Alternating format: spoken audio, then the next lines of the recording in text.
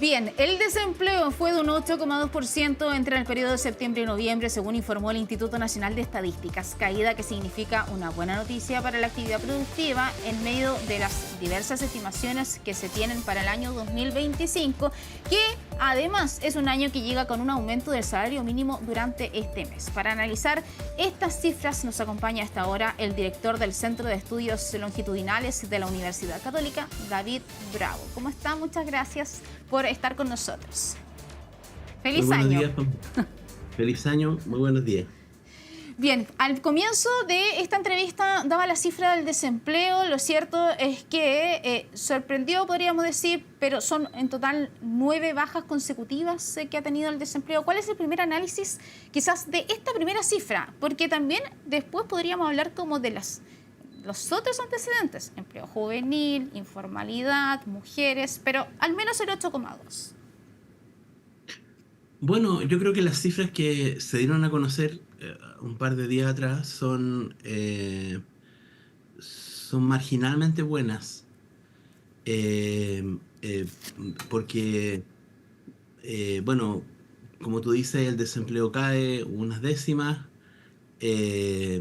porque por hace 3 meses que no teníamos un aumento en el número de ocupados sustantivo. Ahora, respecto al mes anterior, subió en 38.000 personas. Básicamente el año 2024 tuvo un periodo de estancamiento importante en el empleo. Eh, Tenemos más, eh, casi 140.000 personas más ocupadas que las que tuvimos 12 meses atrás. O sea, son cifras que son positivas, que tienen ese lado positivo. La parte más compleja todavía, ¿cierto? Es que cuando miramos la situación donde está el mercado laboral hoy día y lo comparamos con la que teníamos en marzo del 2020, ¿ah? Cuando partió la pandemia, casi cinco años, vamos a ir hace 5 años, digamos, ¿cierto? Ahora, luego. eh, la situación es que todavía no recuperamos la situación que teníamos antes de la pandemia. Y somos uno de los pocos países que no lo ha hecho. El número de ocupados, comparado con la población que tenemos, era de 58,2%. El dato que dio el INE fue 56,5%. Bueno, esos casi 2 puntos de diferencia son más o menos una cantidad importante de personas, ¿cierto? De hecho, los empleos que faltan para recuperar la situación prepandemia es del orden de 280.000 personas todavía. Cuando miramos, por ejemplo, la tasa de desocupación, lo cual está bien que tengamos una tasa que ha ido bajando, ya la tasa de desocupación todavía está más o menos en los niveles que tenía en el año 2010.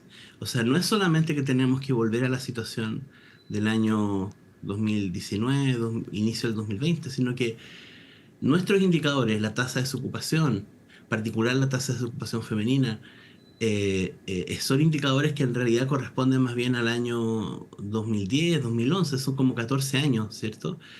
Eso básicamente lo que quiere decir es que todavía nos falta.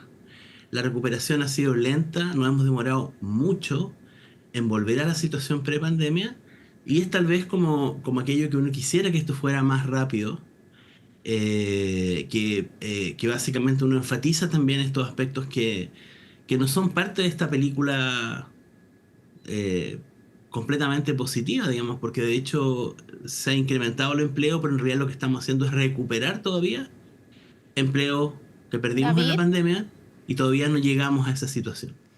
David, pero ¿cree usted que influye la informalidad? Porque claro, la cifra del INE dice que llegó a un 26,9%, que disminuyó, pero sigue siendo alta. Y si uno se lo pregunta a la gente en la calle que ejerce el trabajo informal, dice es que en realidad gano mucho más en la informalidad que en la formalidad.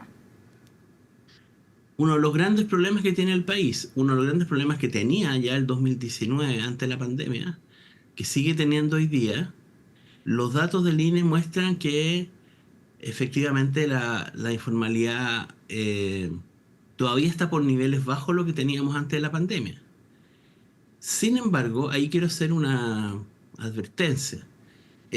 Nosotros tenemos que usar, como analista, y yo creo que también el gobierno, y así lo está haciendo también el Banco Central, como mostró en el IPOM, todas las fuentes de información que tenemos y ponerlas todas juntas para ver cuál es la mejor foto, ¿cierto?, que tenemos en este minuto del mercado laboral. ¿Y por qué hago mención a un tema algo metodológico? Es porque cuando uno toma los datos del INE en los últimos 21 meses, los empleos formales vienen aumentando, como en 200.000 empleos. Los empleos formales, los que cotizan, etcétera. Cuando uno toma los datos de la Superintendencia de Pensiones, que son aquellas personas que cotizan, ¿cierto? Y que no es una encuesta, sino que es un censo de todos los que cotizan, la foto discrepa. En los últimos 21 meses hay 315.000 empleos formales, cotizantes, menos, no más. O sea, es una película completamente distinta. O sea, lo que nos están diciendo los datos administrativos es que los empleos formales están cayendo, y si eso es cierto, son los datos administrativos, ¿cierto? Quiere decir que entonces el INE lo que está haciendo, tal vez eh, por razones que se tendrán que analizar, digamos, lo que está haciendo es básicamente está subestimando fuertemente el aumento del empleo informal, que podría tal vez tener que ver también con esa sensación ambiente que se tiene, ¿cierto? Pero que los datos administrativos también están mostrando esa información. Eso es algo urgente de examinar. También lo levantó el Banco Central en su último IPOM, y tal vez ahí puede ser un buen momento para que ojalá esto se pueda examinar. Entonces, vamos lento con el empleo, todavía nos falta, pero además de eso, pareciera ser, si tomamos este dato que menciono, más informalidad que la que en teoría está diciendo los datos del INE, lo cual es algo serio.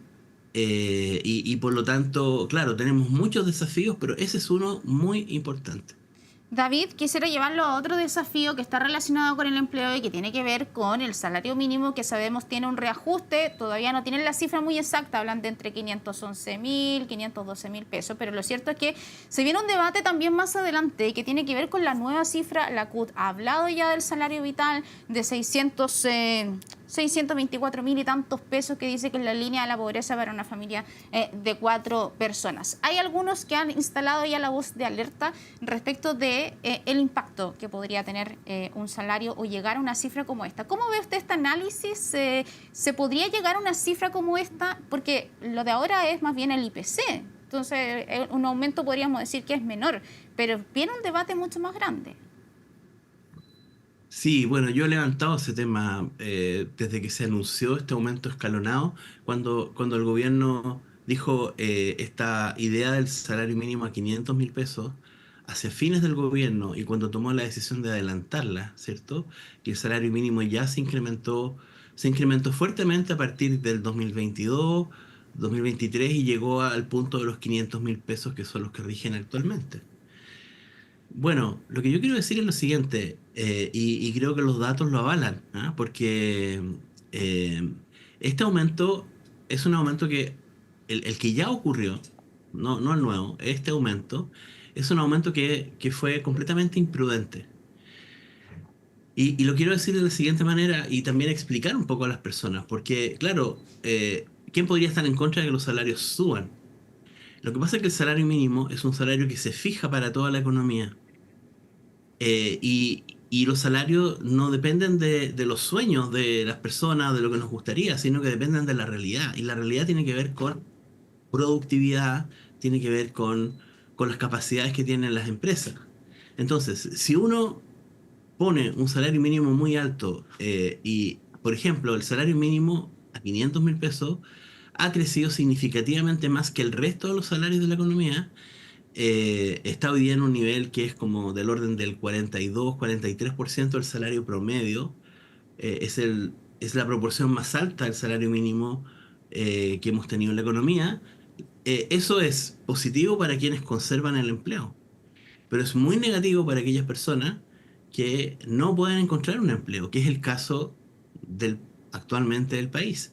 O sea, si uno sube el salario mínimo exageradamente, cuando todavía no logra tener, cuando todavía no logra bajar la tasa de desempleo, cuando todavía no logramos tener un mercado laboral que esté funcionando bien, eso básicamente, ¿qué es lo que va a generar? Va a generar menos empleo y en particular menos empleo formal. Tomemos qué pasó en los datos administrativos entre diciembre del 2022 y ahora septiembre, octubre, noviembre del 2024. ¿Qué es lo que tenemos? Tenemos una caída de empleo formal, una caída de cotizantes. Le hacemos zoom a dónde se produjo la caída, le ponemos zoom a los datos de la Superintendencia de Pensiones y nos damos cuenta de que esa caída está concentrada en el grupo que gana menos de 600.000 pesos, o sea, el salario mínimo y un 20% más. Ahí se concentró la caída. Cuando uno mira a las personas que ganan más que eso, hay un aumento en empleo. La caída en el empleo se concentró en los grupos, y la caída neta, ¿cierto? Se concentró en el grupo de menores ingresos. Eso es muy coherente con que, con lo que estoy diciendo, ¿cierto? Ya el aumento de 500.000 pesos fue un aumento antiempleo, antiempleo. O sea, ahora, ¿quiénes daña? Daña a las personas que ganan el salario mínimo. ¿Quiénes son esas personas? Son personas más jóvenes, son personas también menos calificadas en el mercado laboral, son personas son las que tienen menos oportunidades de empleo, las que tienen actividades que efectivamente les ha costado repuntar. Entonces, esa política ya fue negativa, debió haberse hecho con más prudencia el aumento, tal vez incluso como se tenía pensado. Pero el gobierno, básicamente en 2024, ¿cierto? En mayo, dijo, sí, la política de la CUT nos parece bien, pero la política de la CUT incluye este incremento de sobre 600.000 pesos. Este es otro aumento importante y la verdad las cosas es que es la receta para, no, para tener un año 2025 que va a ser un año problemático. Nosotros podemos el año 2025 recuperar, no va a ser un gran orgullo porque nos demoramos mucho, pero vamos a poder recuperar la situación pre-pandemia en el empleo, yo creo, si es que no se toman medidas como las que estamos comentando. Esas medidas básicamente ya han afectado. ¿Quiénes son los que pagan el salario mínimo? Fundamentalmente son las pymes. Entonces, las empresas grandes y también los sindicatos que negocian el salario mínimo son personas que ganan muy por sobre el salario mínimo. A ellos no les afecta, pero quedan bien, digamos, aparentemente, ¿cierto? Frente a la opinión pública. Pero otra cosa es lo que ocurre en la realidad. Y la realidad lo que muestra que el mercado laboral ha estado muy complicado y va a seguir más complicado si ese tipo de medidas se continúa en ese camino. Esa es la receta para básicamente no recuperarnos. Entonces yo, como expresión de deseo para este año, espero eh, que la mejor medida pro empleo que podamos tomar, el empleo es muy importante, ¿cierto? Ahí está la fuente de los ingresos de los hogares. La mejor medida pro empleo que podemos tomar es no tomar medidas antiempleo, el aumentar el salario mínimo, no el aumento en la inflación, ¿cierto? Que viene ahora, que van a ser, qué sé yo, 12.000 pesos probablemente, ¿cierto? En un salario mínimo que ya está alto. Lo que me preocupa más es el aumento, es que se siga con la lógica de seguir aumentando el salario mínimo por sobre el incremento en la productividad, y en la práctica lo que eso nos va a llevar es a un problema en el empleo. Entonces, no tomar esa medida antiempleo, creo yo, por el momento es la mejor política pro empleo que le podemos pedir al gobierno en su último año. Sí, son muchos los análisis que se pueden hacer. David Bravo, director del Centro de Estudios Longitudinales de la Universidad Católica, muchas gracias por conversar con nosotros, que esté muy bien. Gracias a ti, Pamela.